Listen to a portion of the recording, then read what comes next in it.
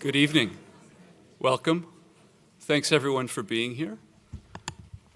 Welcome to this evening's lecture in the GSD series. It's the first that's sponsored, in this instance co-sponsored by the Department of Landscape Architecture.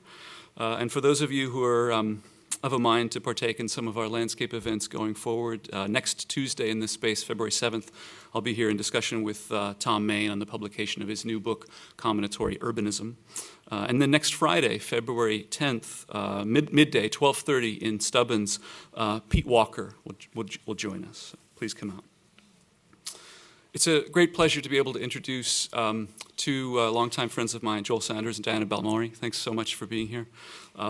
Joel is an architect, as you know, based in New York, principal of Joel Sanders Architect. He's also a professor of architecture at Yale University.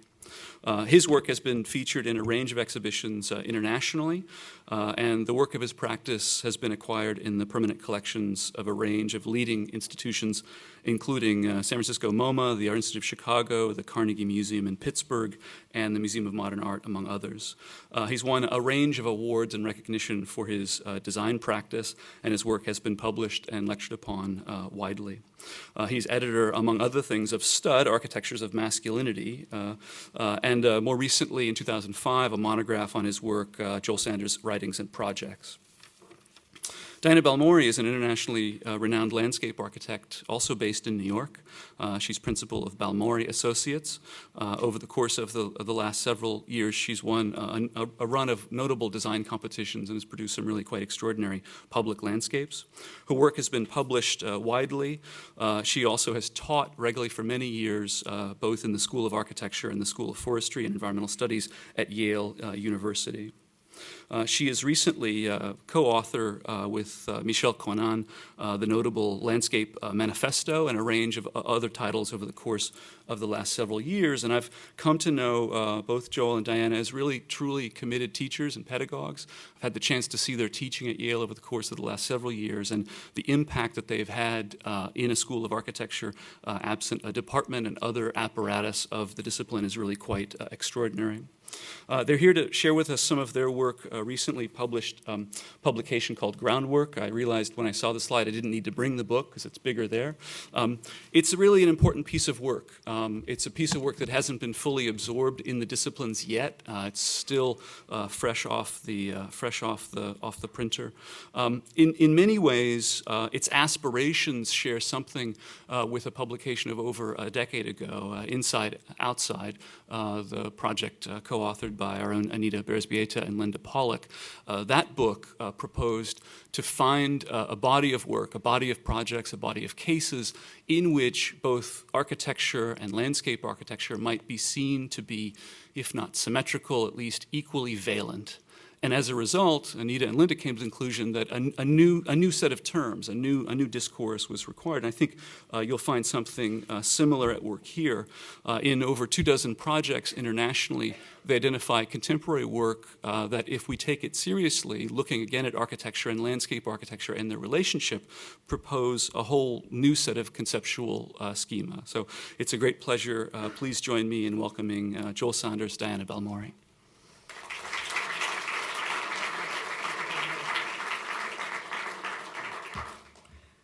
Thank you very much. Thanks for that wonderful introduction. And on behalf of Diana and myself, I want to thank first Dean Moisen Mostavi, as well as this evening's co-host, Scott Cohen and Charles, who gave us that wonderful introduction. And last week, Charles delivered a terrific lecture at Yale in which he outlined the tenets of landscape urbanism, among other important topics. As you know, here, a pioneering field dedicated to the union of two disciplines, landscape and urbanism. And in our talk this evening, Diana and I will champion disciplinary collaboration as well. But in this case, between landscape and another overlapping field, architecture. And this evening's lecture, again co-sponsored by two departments, architecture and landscape, clearly represents another step towards this goal. So Groundwork is not another book that romanticizes nature and bids designers to consult the genius of place. Instead, it's an urgent appeal for designers to pursue a new design approach, one that overcomes the false dichotomy between architecture and landscape. And our interest in the union of these two disciplines is in part motivated by similar or the same ecological concerns that we share with many of our colleagues. Clearly, an integrated practice of landscape and architecture can have dramatic environmental consequences. The ecological role of each discipline ceases to be a separate agenda and allows for buildings and landscapes working together to perform as linked interactive systems that heal the environment. Forward. But the overall objective of our book, the promotion of new inventive modes of cross-disciplinary environmental practice, can only be achieved by first understanding and then transcending the deep-rooted ideological, cultural, and disciplinary prejudices that have brought us to where we are today. And in my introductory essay to the book, I examine what I call the architect-landscape divide from a particularly American perspective and from a cultural and historical perspective.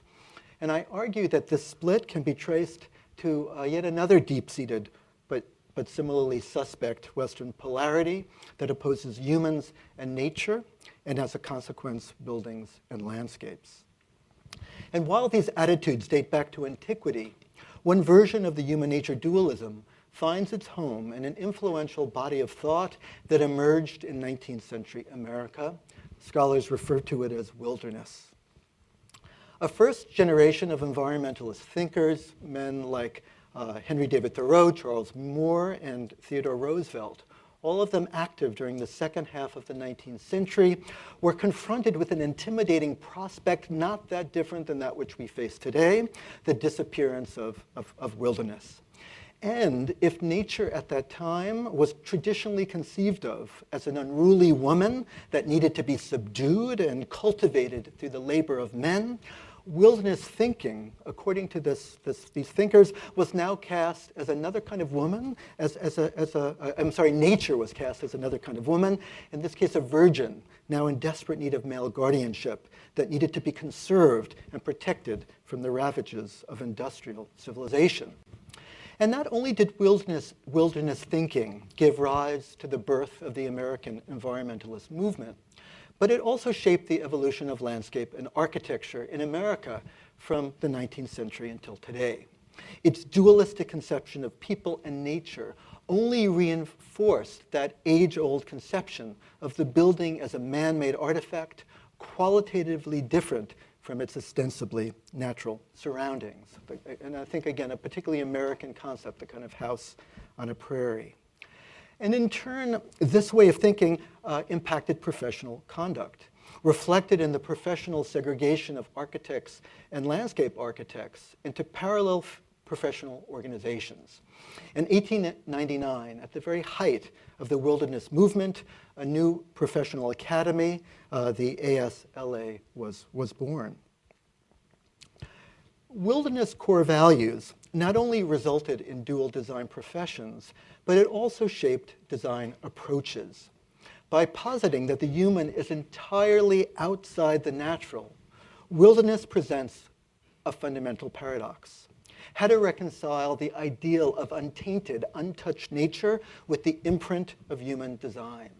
The result, I think, is a deep and persistent suspicion of designed nature that still endures today. And let me quickly give you 3 examples.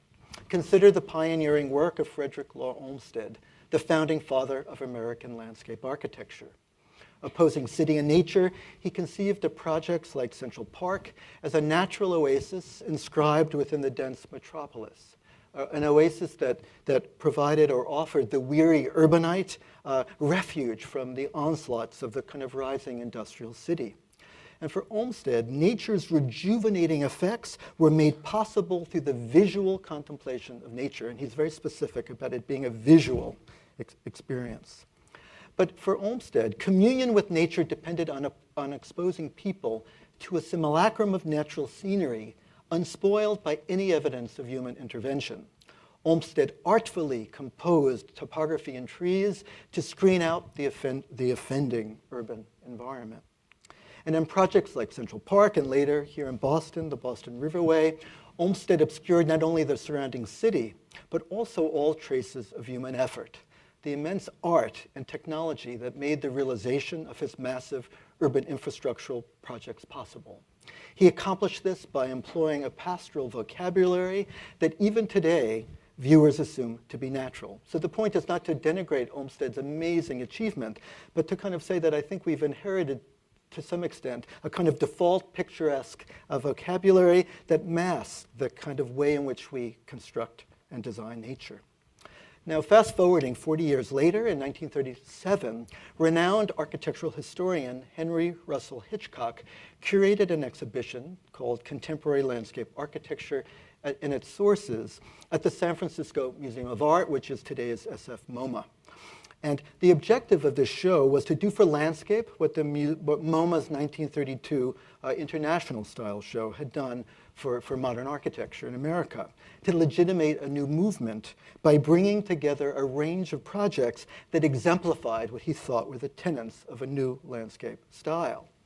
Transferring modern architecture's famed prohibition against ornament to its sister discipline, Hitchcock advocated that designers renounce their inclination to, quote, decorate residential projects for wealthy clients, commissions that were the mainstay of the profession in the early years of the 20th century. And this word decorate comes out over and over and over again, not just with Hitchcock, but in his peers.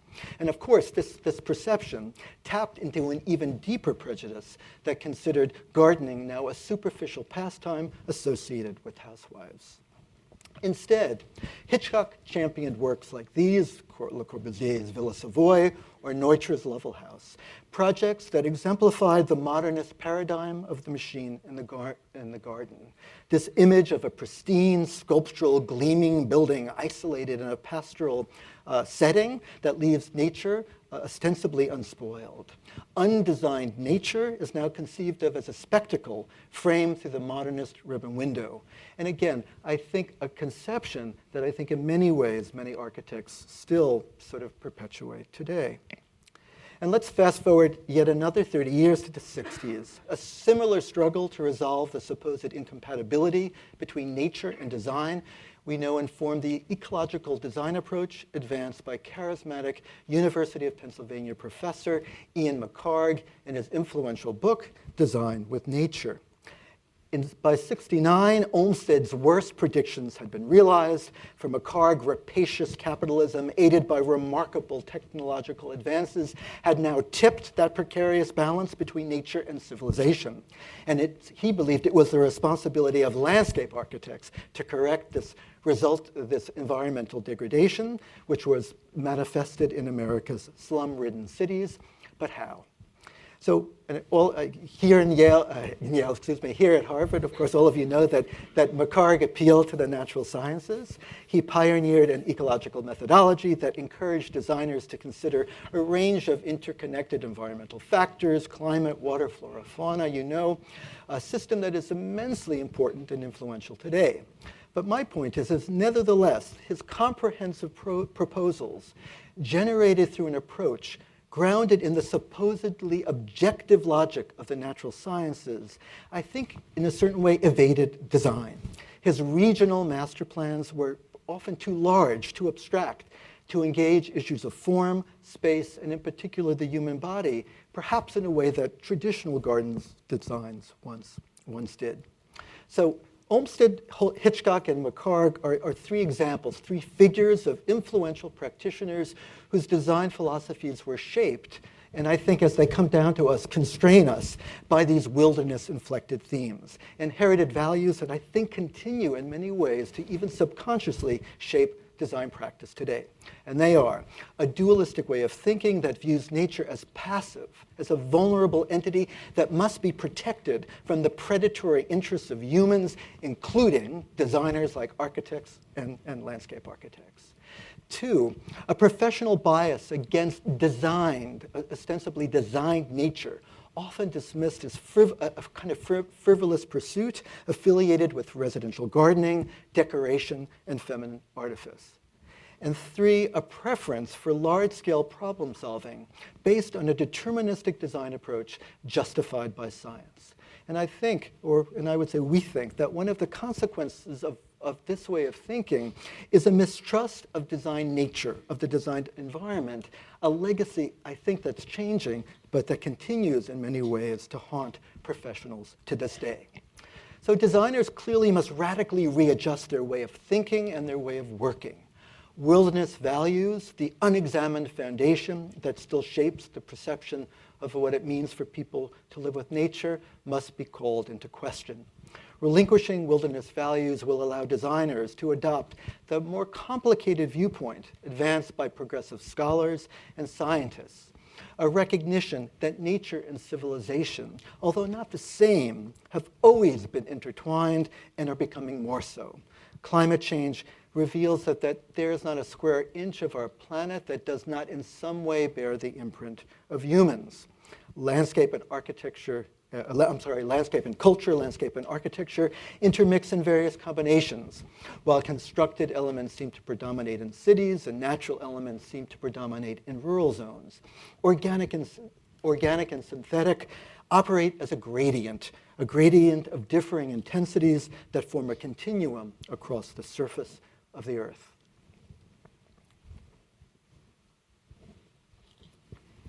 Well, I hope you caught that in fact, the architect is giving a landscape history, and that that means that the thing is really working.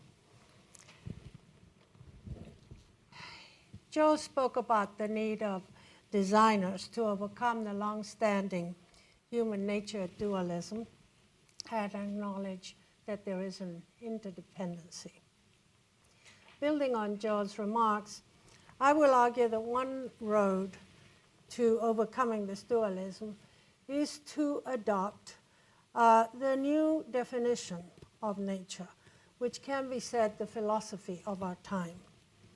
The change of the definition of nature is the structural system that actually lies behind the idea of interface, the interface between landscape and architecture, between humans and other species, between nature and culture. Dramatic transformations of nature's concept have left us since 1960 with a nature that is really heterogeneous, that is constantly changing, that is an evolving system of which we are an integral part. Raymond Williams has stated that the concept and the word nature are one of the most difficult in the English language. And it has really taken over a century to even be able to begin to define what this new nature that we are living with as a concept to be visible and to emerge. We're still mired in an old view that we've accepted certain traits of the new. What follows is a few highlights of the evolution of the movement from a heterogeneous, constantly changing, varied, and integrated view of the web as the new nature to the homogeneous and static one before it. The new understanding of nature is well exemplified by the figure of Ernest Haeckel. In somewhere between 1840 and 1880, you could see the real beginnings of the change and the shift in the concept of nature. In 1879, Ernest Haeckel, a marine biologist, came up with the concept and the word of ecosystem, and a word and concept that, again, we did not come to understand as a culture until the late 60s. But Haeckel was, with many others, in search of a single source for nature's forms.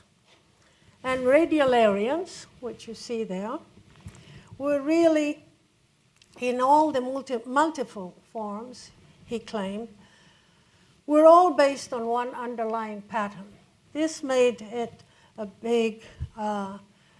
great interest, of enormous interest to architects and designers as something by which one could get to an original form that structured variety. The other thing of great interest to seek, again, the single form and a single form of origin was the study of mountains. And there were many architects, like Viollet-le-Duc, that sought to explain all forms of mountains and their disintegration through crystallography. And there was a series of studies that showed it in different states of disintegration through crystallography's patterns. At the same time, there were many naturalists that were giving a slightly more nuanced study of mountains, though, again, mountains were a particular interest to the era. And in this particular drawing, you can see that what was interesting was the changes of species according to the altitude in the mountains and the kinds of different geologies, the different species of trees and of animals that corresponded to them. So here we have not a single nature response, but some that is beginning to adapt to different conditions. And of course, Darwin's work eventually put an end to the search for a single generating form with his book, The Origin of the Species in 1859. But again, a book that really did not come into its own till the 20th century completely, and to which there are still oppositions. The study of finches showed that this particular bird in different islands of the Galapagos, though very close to each other, adapted and changed form, adapting to those particular conditions of each particular island. It revealed a nature constantly changing and adapting with no universal blueprint in its forms. It was artists, not architects or landscape architects, who were the first designers to embrace an ecological understanding that these different works produced that I have just mentioned in the 1960s, to embrace an ecological understanding of natural processes and really abandoning the fixation that was on copying forms from nature and really copying the performance of nature. And this work, you must all know, Herbert Bayer's Mill Canyon Creek earthquakes, was actually a water management design which retained and saved water in a public park that was being eroded by excessive drainage poured into it from surrounding development. And so in the evolution of these ideas by the 20th century, we really, the second half, we are really beginning to see very clearly now the shift of attention from nature's forms to nature's performance.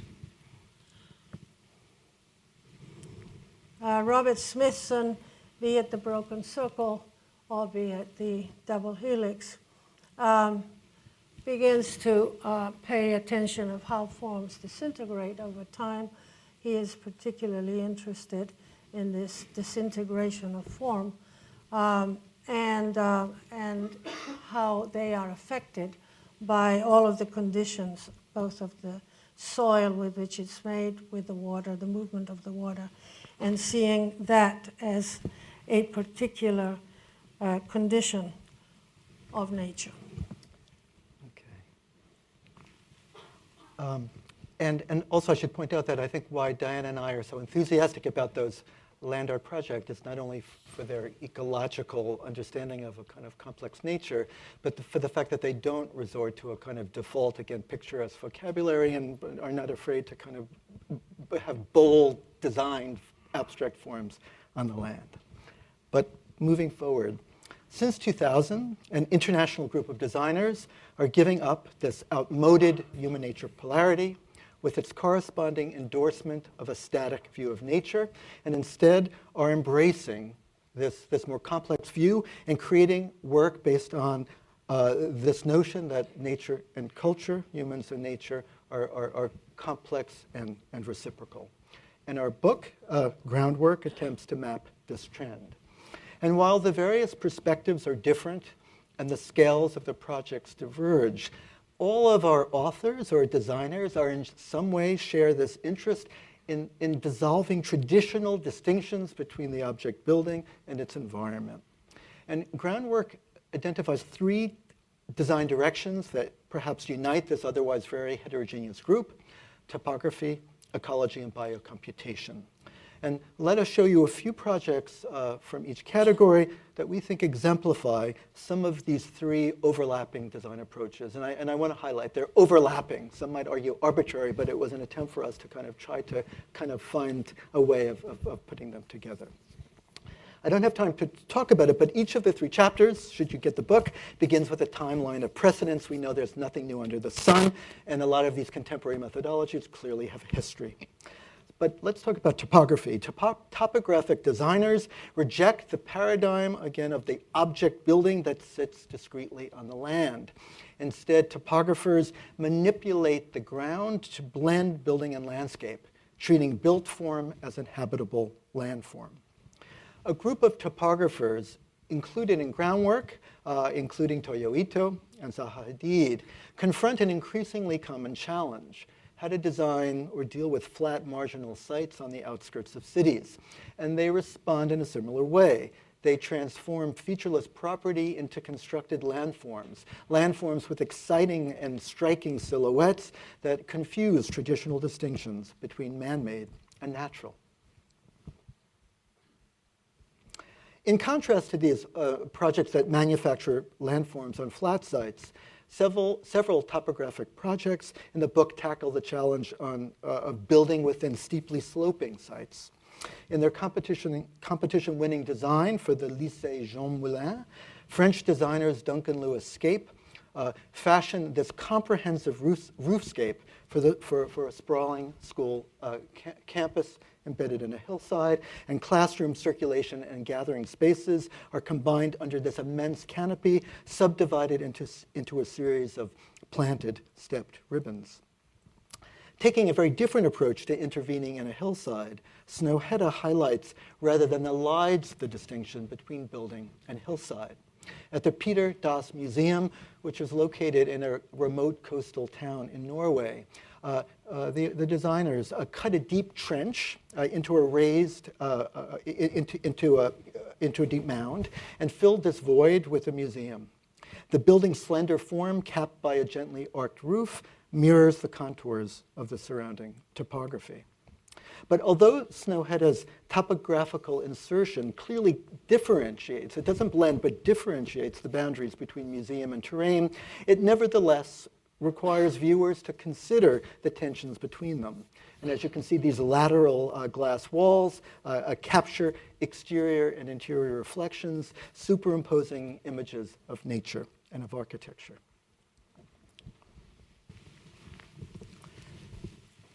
The second category that we have is that of ecology. And I should say, too, that in the 3 categories, topographical, ecological, and biocomputational, there's a slight shift in time in the sense that the topographical was the earliest sort of work that attempted to see if they could work on this line. And it is in the ecological that starts a bit later, and finally, the biocomputational is the most recent. But what is interesting about the ecological section is that really in the precedence, landscape architects were really the earliest, and their work was very important and deserves really looking at it from Hargrave's Guadalupe River Park to the Eastern Scheldt storm surge barrier of West 8, or to Richard Haig's gasworks, or to the Duisburg Nord Park by Peter Latz, in which really a landscape is being made out of an industrial architecture. I think you need, Sorry? you needed to go back, though, right? No, I don't. Ecology. Okay. Sustainable design tends to be product-oriented and evaluates materials and techniques on the basis of performance and efficiency, often neglecting to consider issues of form and of program. Ecological designers instead are much more interested in unleashing the potential of sustainability, employing green principles at different scales, and whether they're addressing issues of water retention or terrain remediation or energy efficiency.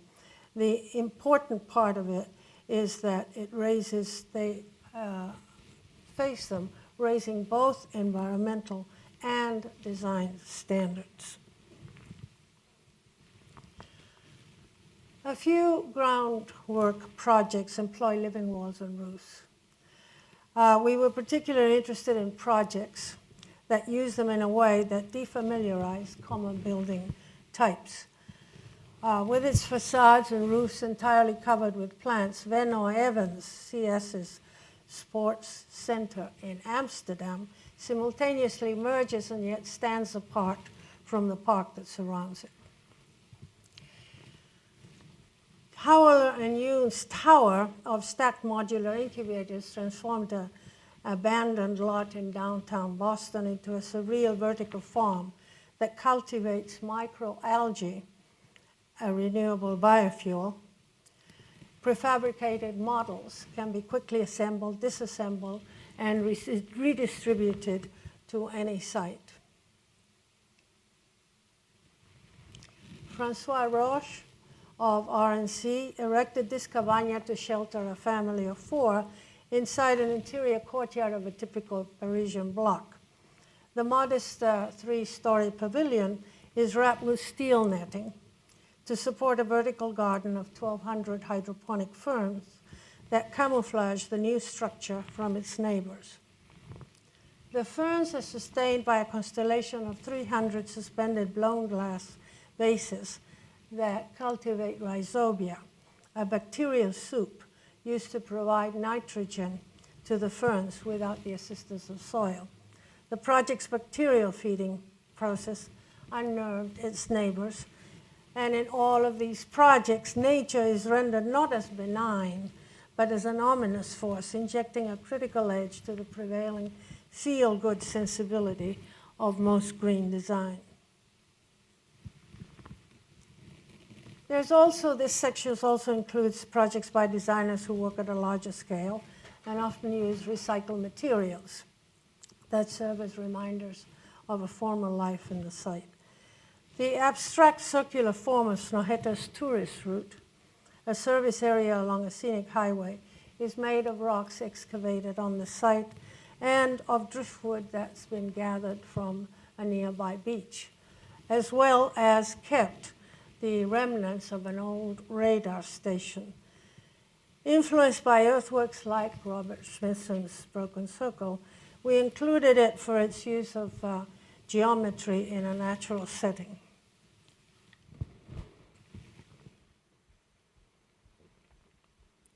Remediation is another important part of this ecological work.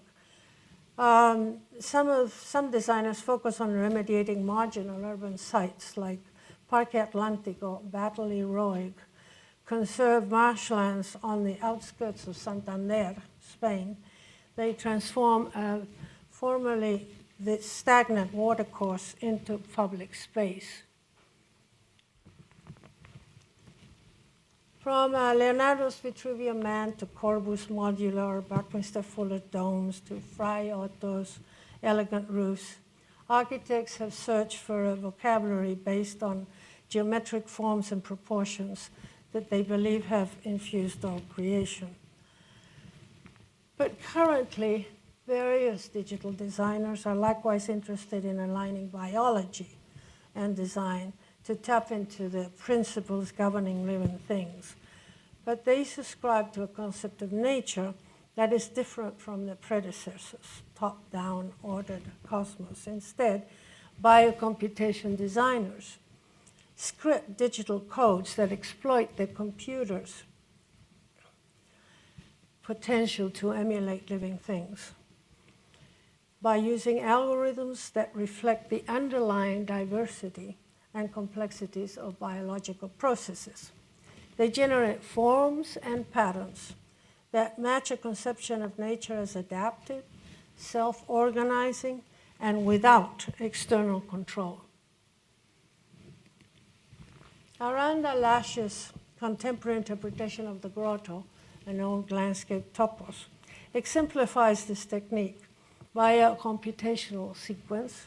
It assembles 4 polygonal modules into a non-repetitive structure that, although it appears random, possesses a precise geometrical organization.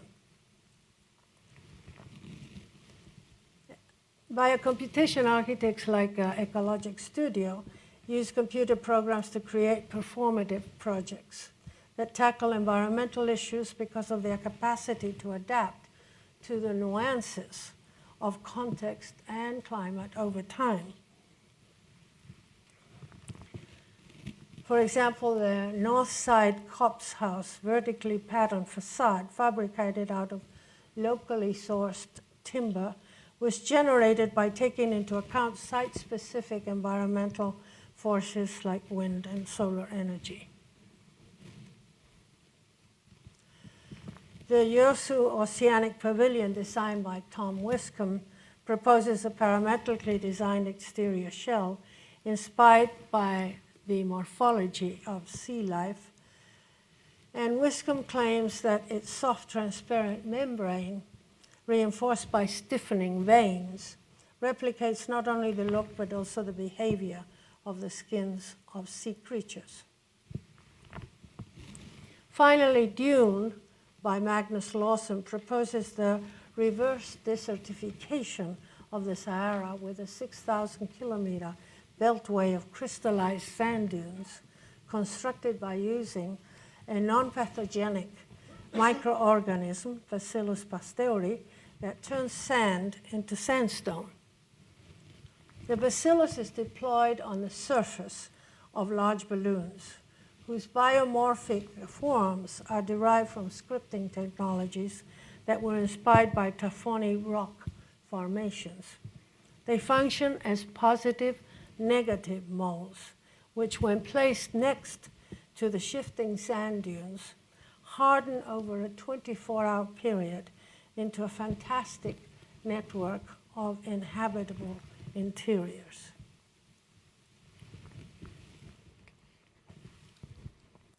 Well, we try to practice what we preach, at least occasionally when we don't have conservative clients and terrible budgets. And groundwork, this book, stems directly from our own teaching and practice, sometimes working together and sometimes working alone. Our work has been informed by this similar interest in the alliance, again, of 2 disciplines, landscape and architecture. And Diana and I at Yale, in the advanced studios we teach, we call our integrated design approach interface. And for us, landscape by definition does not presuppose working with trees and plants. This very blurry distinction between landscape and architecture is not a question of the use of organic versus natural materials, but hinges on degrees of enclosure. As you know, architects tend to concern themselves with the design of spaces enclosed by sealed membranes, while landscape architects tend to concern themselves with spaces that are open to the elements. And focusing on the threshold where these 2 zones come together, our objective is to come up with a kind of single unified concept, one that's programmatic and spatial, that treats the interior and the exterior as linked entities that shape human experience. Most important for us, rather than thinking of the landscape as an afterthought in the design process, as architects, I think, still are prone to do. From the moment we put pen to paper or keyboard to computer screen, we, and working with our students, we strive to articulate the seam, the overlap, the interface where indoors and outdoors meet. And as we focus on this kind of intermediate scale between inside and outside, materials become important, like in this project we recently completed in Bedford. Materials become a kind of connective tissue that enact this passage between landscape and architecture. Now, why are we not moving forward? Okay. So we're going to show you a few projects at a range of scales, beginning small and sort of going big. These are projects that we've worked on together. When our client, a Manhattan developer, embarked on the renovation of his Manhattan penthouse, he required a design that would dramatically link this 3,000 square foot loft with a roof terrace that enjoyed amazing panoramic views of Manhattan. And although the project, he also said he was a developer and he wanted a design that would reflect his commitment to green architecture. So although this project employs a carefully researched selection of sustainable materials and systems, what we were really hoping to do here was push green design again beyond familiar checklists and to create a design which we thought would impact lifestyle. A kind of rethinking of the urban garden. The challenge was to again, vertically connect these two spaces. We couldn't resort to the typical modernist strategy of using hard materials from inside out. Instead, we wanted to bring the outside in. So this diagram illustrates how in the loft, nature moves from exterior to interior. The stair bulkhead depicted here. And core behave as a kind of transitional element that facilitates material continuity, allowing the Ipe wood decking and vegetation on the roof to literally flow into the heart of the loft, where it forms this interior green core that separates public from private space. And we thought of the green core as a kind of living veil that again separates this kitchen dining area from the master bedroom, which can be screened off with sliding glass panels. And our client asked us he said he wanted to wash and bathe surrounded by lush vegetation, so visible through the glass wall that separates his shower from the planted core depicted here. And when privacy is desired, he can flip a switch on this switch-like glass, and it goes from clear to translucent. And the rear of the bathroom is clad with modular panels that come with an integrated irrigation system. And surmounted by a skylight, this living wall we thought of as yet another element that would vertically link roof and interior. And here's this sort of stair in the heart of the apartment that leads you access to the roof with this south-facing bulkhead. And when you reach the top, the suspended Ipe deck, again planted with sedum and grasses, absorbs water, deals with the heat island effect, but is an outdoor room for our client to enjoy. And then again, here's this sort of bulkhead, a kind of little maybe house on a prairie to observe the metropolitan skyline. Another project we did together, this is a competition that Diana initiated. It was a master plan for 10 Li Ring in Korea. It's organized around a circle of circulation paths. I'll just very quickly show you that the site plan was meant to create paths that overlook ancient rice fields, gardens, and open spaces. And instead of following the competition guidelines that mandated isolating a series of institutional buildings in a kind of remote cultural district, our project attempts to integrate them into the very heart, the very fabric of the park. A building like this one, it's a museum. We conceived of as a literal thickening of the path that begins to merge these circulation routes consisting of pedestrians, joggers, cyclists, and museum visitors that are literally sort of captured within the space of the museum. And once inside or outside, park visitors or recreationists, as depicted in this cross-section, become captive audiences as these exterior circulation routes and interior ones merge and intersect the museum. And the section superimposes views of people looking at art as they look at landscape, as they're looking at kind of moving people at different speeds, and an image of that effect.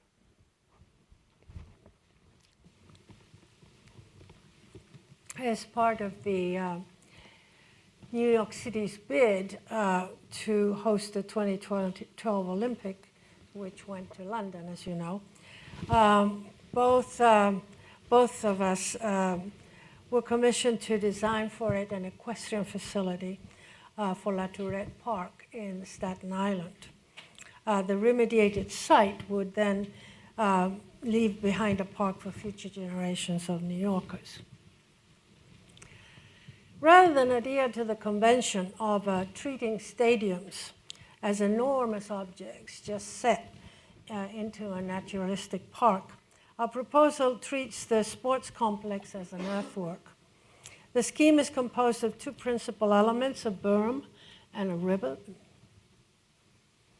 The berm, an S-shaped earth mound, defines two exterior spaces for spectatorship. One is a demountable outdoor amphitheater for $35,000, and an overlook that offers visitor a behind-the-scenes look at warm-up fields where horses and riders are framed against the backdrop of marshlands.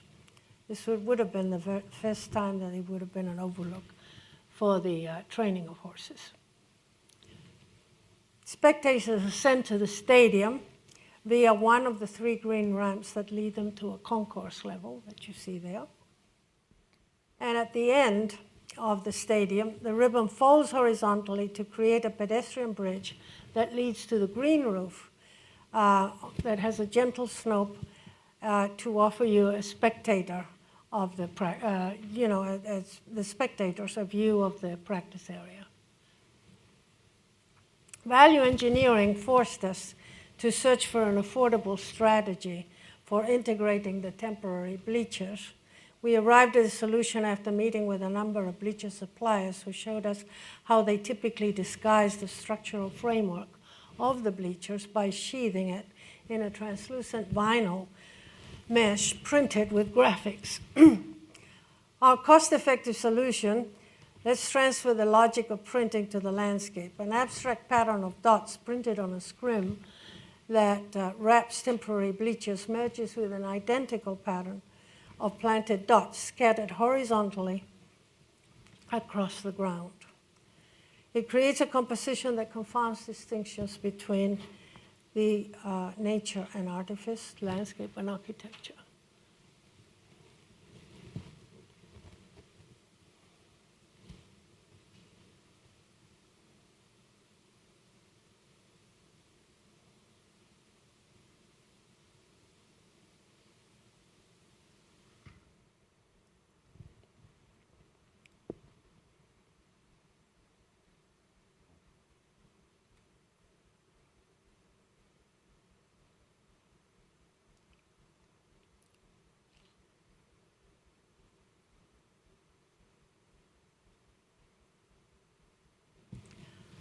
We now talk about works done individually.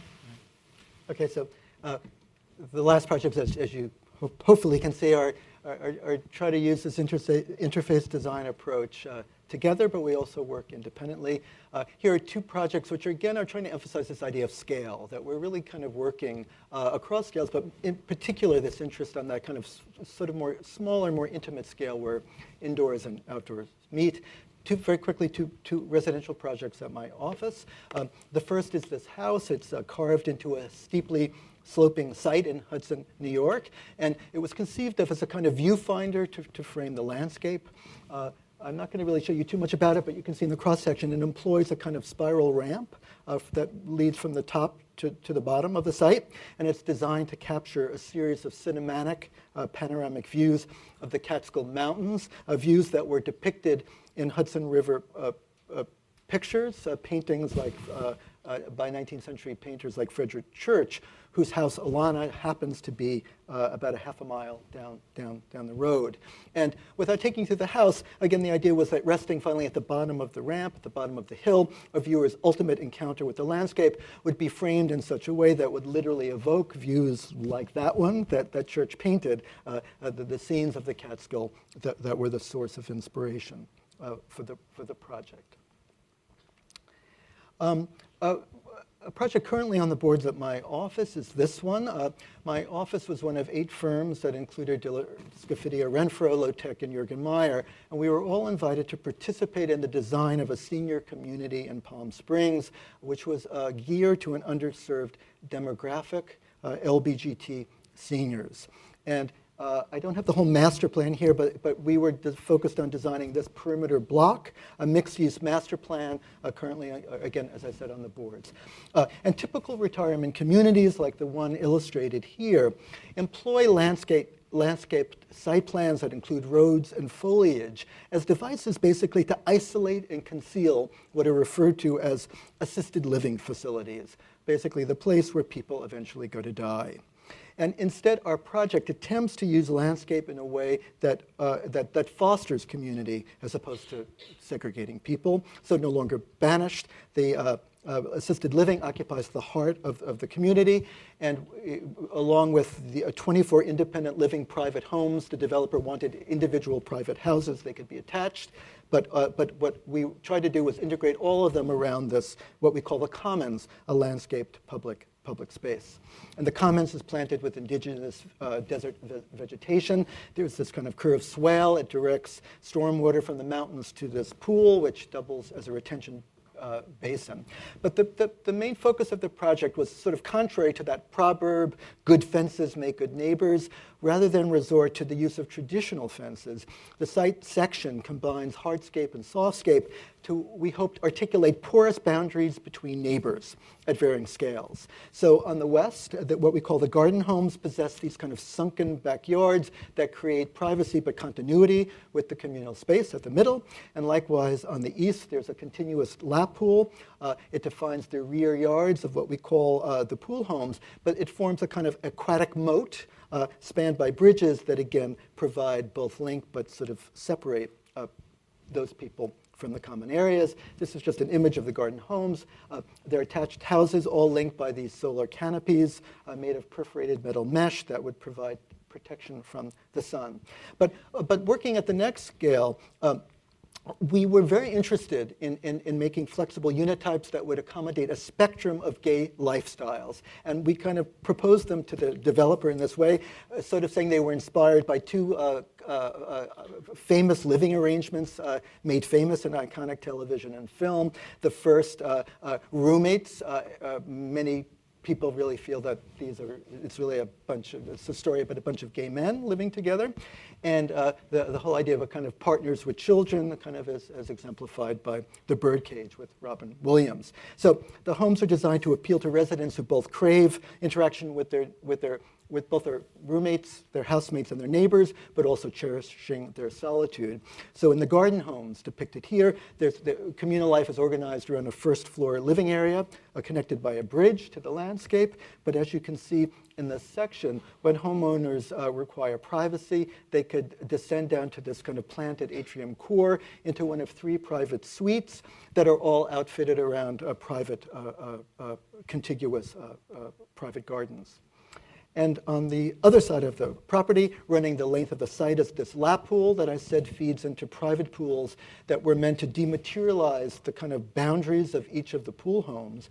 And this aquatic amenity was inspired by another film, in this case, a 1967 movie, The Swimmer. I urge you to see it. It features Speedo-clad Burt Lancaster, who engages his suburban neighbors by swimming from one backyard to another. And so in our project, the lap pool also acts as a vehicle that fosters community interaction by erasing fences that typically isolate domestic spaces. And finally, the lap pool terminates in this large swimming pool surmounted by assisted living, a cantilevered building that forms a kind of suspended gateway to the rest of the master plan, which is quite large.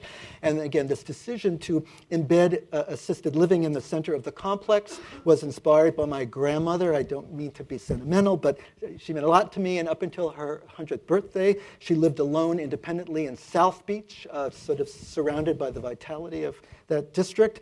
And then she was moved at 100 to an isolated rural nursing home, and she died almost immediately. And I'd like to think that if she were alive, she would kind of sit on that balcony overlooking the pool and be revitalized by this kind of animated social condenser.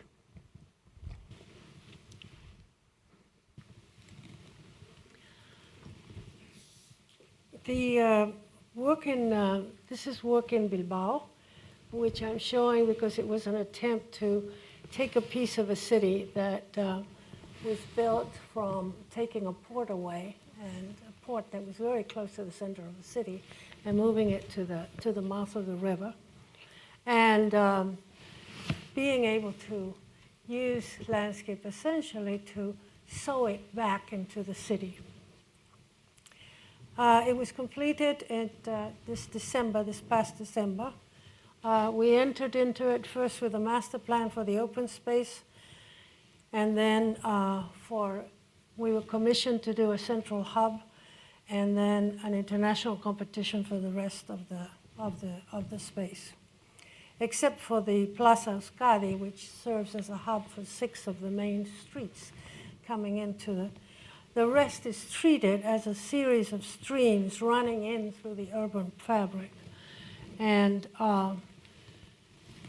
from a linear park towards this edge to a series of paths that come down as ramps. There's 14 meters from this level of the city to here, to the side of the river. So a series of ramps coming down all along the way and joining the museum of the Guggenheim at this end and the concert hall at this other end.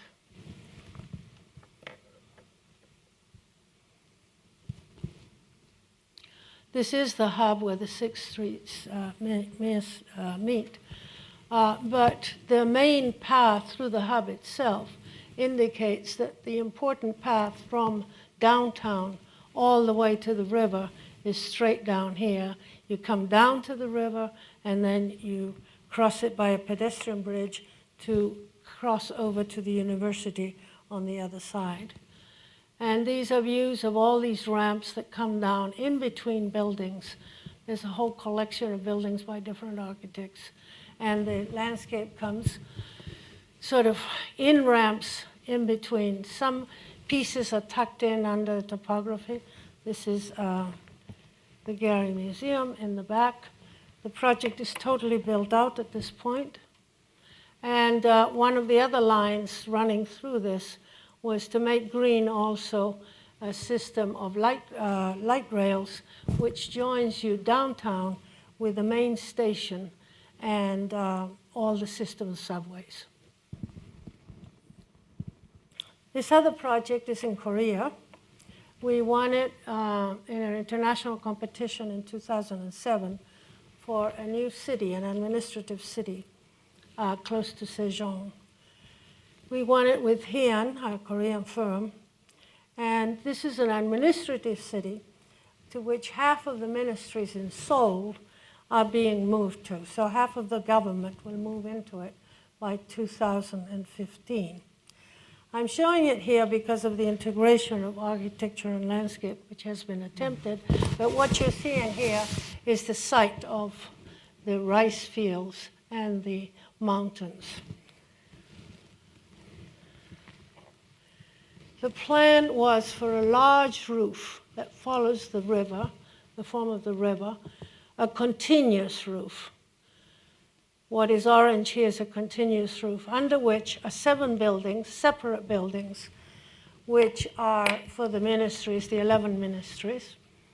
And this roof is at a 6-story only. And we wanted to keep it low under the sort of general Korean way of building, which is in towers. The villages are really towers, a series of towers of 15 to 25 feet.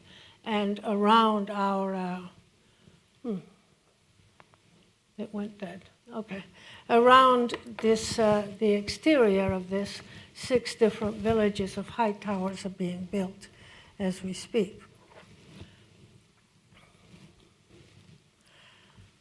The intention was to have all the ministries connected to overcome their tendency to ignore each other, a common disease worldwide among government agencies. And keeping it at 6 floors, a flat city in a country where everything is towered, we wanted to give the feeling that government was accessible. So we fought very hard to keep this at 6 stories only, and that there would be ramps that would allow the public to come to the 6th floor level and have a continuous public space on that roof. So the view from the towers would be totally as if this was a continuous green ground, although it's at 6 stories. And this is the city under construction. The Prime Minister will move in by the end of this year, and the rest of the ministries will be occupied by 2015.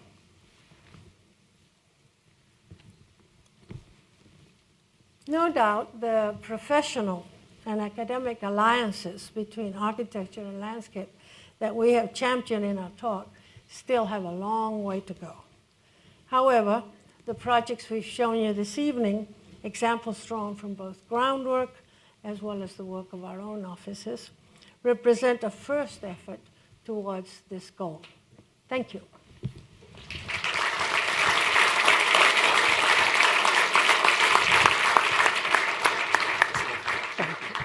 Would you guys take a question or two? Of course. Sure.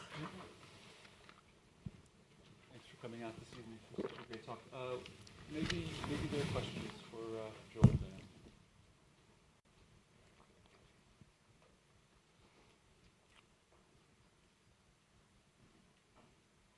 Sure. Do you see Mayan or Incan or Aztec typographies? You see Incan or Mayan topographies surfacing sometimes in the modern design work?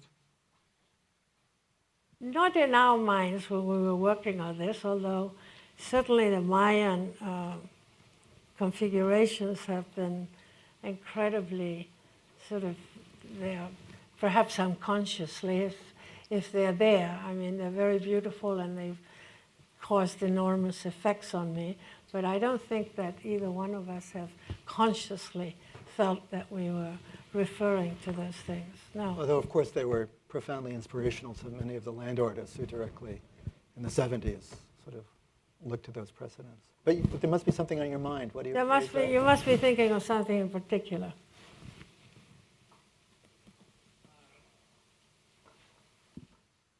It was really the terrace. There was a slide that had some terracing in it, which was similar to the I think it was the French to project. the Incan Summer Palace, Yeah. Oh, maybe, yes, maybe Duncan Lewis. Yeah. Yes, which Duncan Lewis. utilizes That the striation. terrain. Yeah, yeah. But I don't think it was there. Anybody else? Speechless. Yes. Do you have, thank you first of all, do you have anything to say about the durability of green roofs and whether or not they're more of a fad, or do you really believe in them? You seem to use them a lot. Well, there's a lot of research on that, and the research is showing that the life of the roof is extended enormously through the green roof. There's a German study that has been sort of tracing all of the developments, and the whole roof structure lasts much more because it's not subjected to the enormous differences in temperature because of the green roof. I think Diane is being a bit modest because I think you were a very early user of the green roof in this very fabulous project, this enormous green roof in Long Island City, right, that covers Right, Silver Cup right. Studios. So look it up. Yeah. And we had some ecologists measure that precisely for a whole year. And they took a roof that was totally without anything, just black tar, and then the other one, an ecologist at Columbia, and then one at Penn. And they measured it for a whole year, and it was extraordinary of how the roof performed. The temperatures, how they were reduced, the water that was gathered, the cleaning of the water.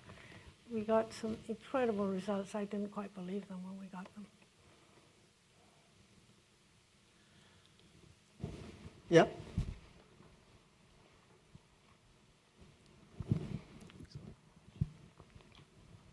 I was just wondering, you talk a lot about this reconnection to nature as something more than an aesthetic through topography or ecology or these biocomputations. How do you, as designers, take those from concepts and research and really bring it down to how the site influences their implementation? I mean, I'm staying away from the words genius loci because too many connotations, but how do you take them from concepts to actual site designs when you approach a project? Why don't you answer that question? Well, you're asking how do you design, and always with the site in mind, undoubtedly. But I think that also more and more with very different disciplines coming together. I mean, we use ecologists, we use historians, we use artists. We make very complex teams for working. So it is a moment in which the flowing of ideas from very different fields is enormously important, but also the social context and the site. And it takes an enormous amount of crunching all of that together to be able to come with a design out of it. And maybe just to add to that, I guess that first, you listen carefully, the first reference to the genius of place, I think is trying to kind of, we're very interested in site specificity, but I guess rejecting the kind of more essentialist notion that there's something intrinsic or inherent to the site alone. And I think we're, again, interested in looking, maybe like Smithson, at the multiple layering of how the both man-made and natural synthetic elements come together in sites and how they could become fodder for ideas. But as Diana said, well, we realize that if we are trying to kind of address pressing environmental issues, there can't be a sort of singular leader, the kind of Howard Roark idea that I at least was brought up with is clearly obsolete. And we, as Diana said, we're talking about a kind of big table with many different specialists. And although the talk emphasizes landscape and architects, clearly it needs to be urbanists, ecologists, biocomputationists, engineers, so many different people. But I think I would just emphasize that while we're not formalists and while we're so interested in performativity and ecology, I think in a very simple way what we're really kind of at least say to our students is that you need to think about buildings not as isolated ideas that are then subsequently decorated by a landscaper, but that we really are asking our students and ourselves, we try, to really think about inside and outside spatially, right? And that although they might be all man-made materials or combinations thereof, that's really all we want to do is find one singular concept that shapes spaces of human occupation and thinks of them reciprocally and not independently from one another. And also very simply, I guess we've said it again and again, but we are championing projects that are bold enough to be bold and to be designed and to be unafraid of designing the landscape. And it's in a funny way as simple as that. Yes?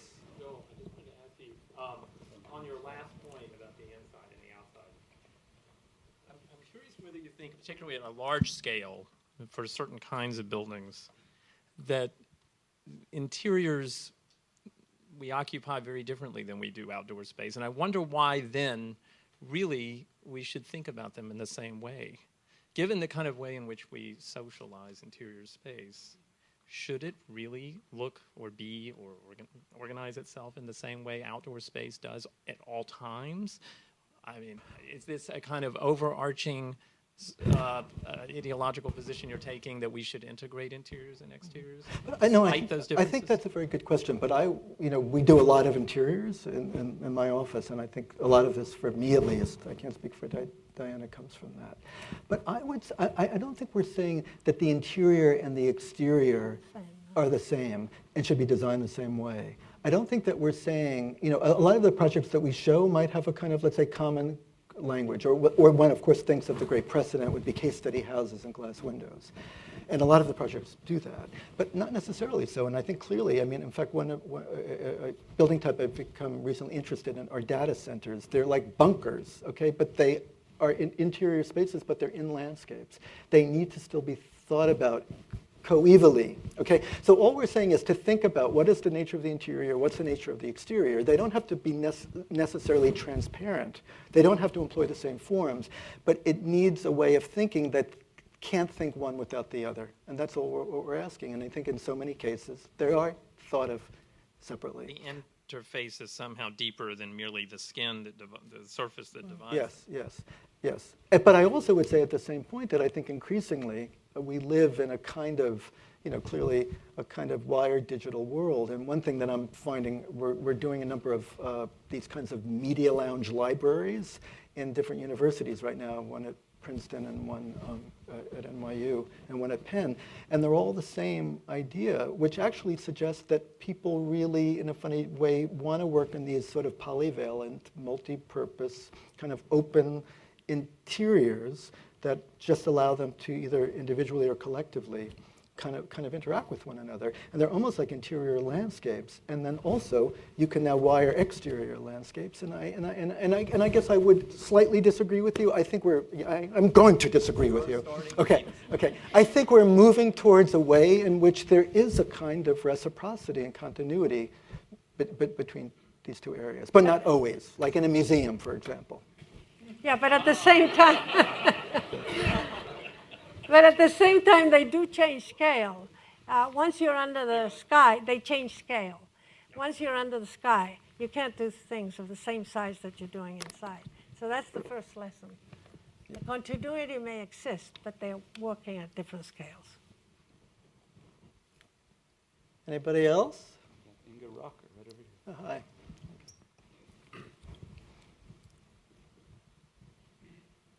Thank you. Yeah, I have a question. I was wondering, I'm an architect, and I was interested in how you talked about design in correlation to nature. And in particular, I'm wondering in how far ecological systems really come to their right in the way you approach design of landscape. And I guess this is a question for the two of you.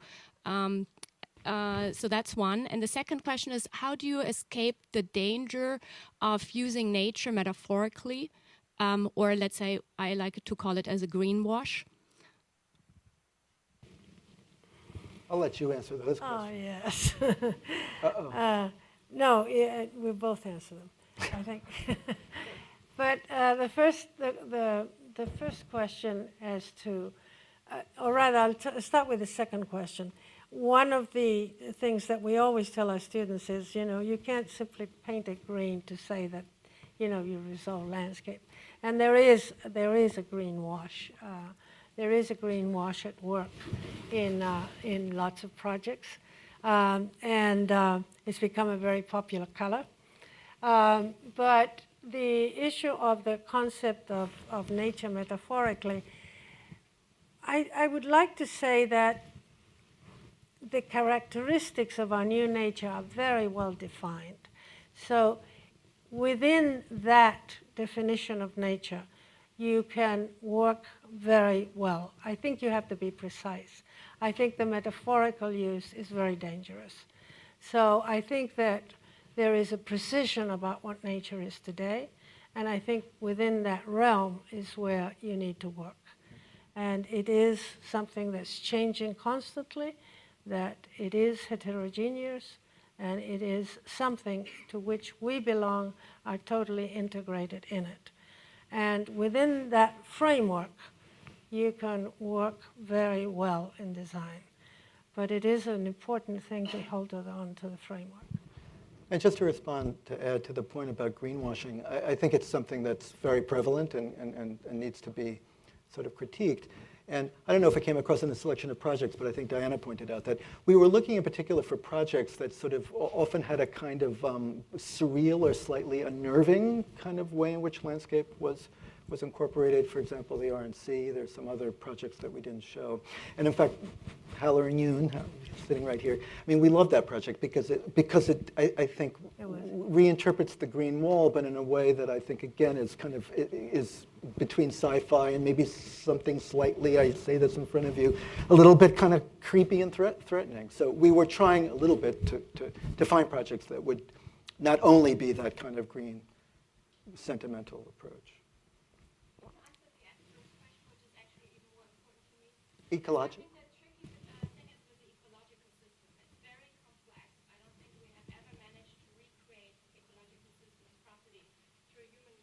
Interventions. So if we, let's say, face it that nature is just simply a better designer than we are maybe ourselves, then I'm curious in how far can we design, or do we maybe just plant seeds for ecological systems to emerge, or how would we tackle this being a problem? Because any type of recreation of complex ecological systems, as far as I know, have failed if the human was too much of the master designer.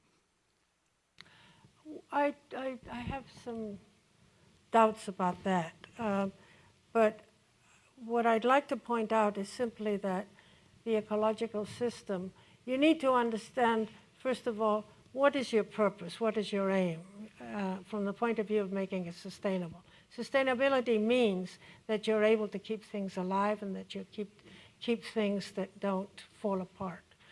And so your aim is towards that, and within that, you do what you can. We're moving more and more to sort of reflect or be able to ape living systems in the way that things perform.